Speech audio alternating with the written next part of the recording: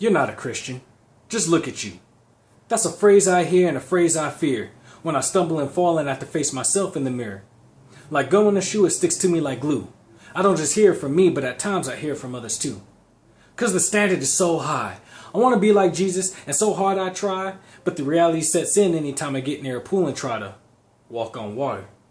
So I fall and I sink and I think, and the flood of thoughts starts surrounding me like the water I fell in. So it rains and it rains, like 40 days and 40 nights. But I don't feel like Noah, because the ark I'm in is littered with my graffiti of thoughts and accusations that all say, you're not a Christian. Fraud, phony, and fake are the words that form the 800-pound gorilla that push me and kick me and keep me down when I'm falling. Oh, but I can't stay there. See, a righteous man falls 7 times but gets back up again. I said a righteous man falls 7 times but gets back up again. Can I get an amen? See, we Christians are not always like superheroes. We may try to fly, but sometimes we're just ordinary guys. See, we stumble and trip and fall, and sometimes that only happens when you're trying to walk with God. See, the path that leads to destruction has no rocks, no fallen trees, and no bumps along the road. The path that leads to destruction is so clear that nobody pays attention to the dirt that you got on you. It's more like a joy ride when you're chilling on the ATV like the Geico pig screaming, whee! But like that full tank of gas, it's only temporary.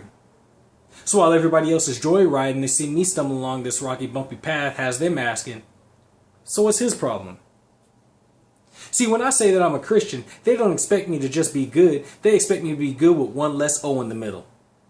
But don't hear this as a complaint. Hear this as a wake-up call, that whenever you put light in dark places, you're going to get looked at. So I expect that.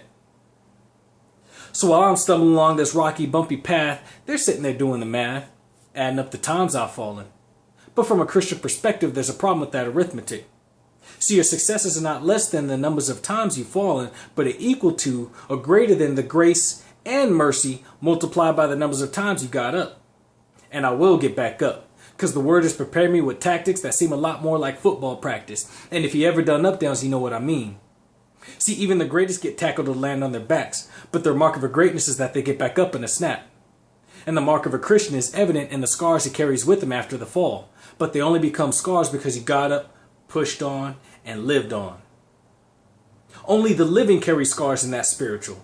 So in the midst of this so-called failure, I remain spirit-filled.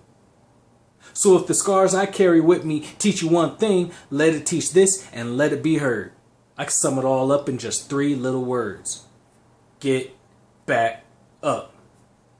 No, I can't hear you. Have you fallen asleep? Get back up. Have you found yourself tempted to roam the streets, finding out that they weren't that fine now waking up in their sheets? Get back up. Someone hurt and abused you, mistreated and used you, so you utter the words, I'll never love again. Get back up.